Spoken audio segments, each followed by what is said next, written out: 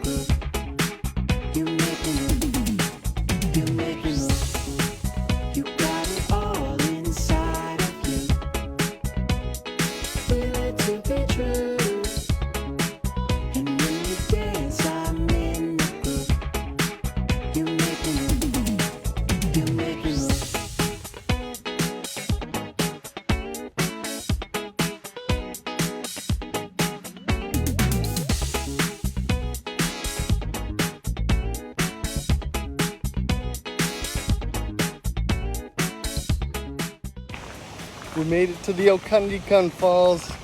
These ones look pretty big actually, so we're gonna go around and see it from the bottom.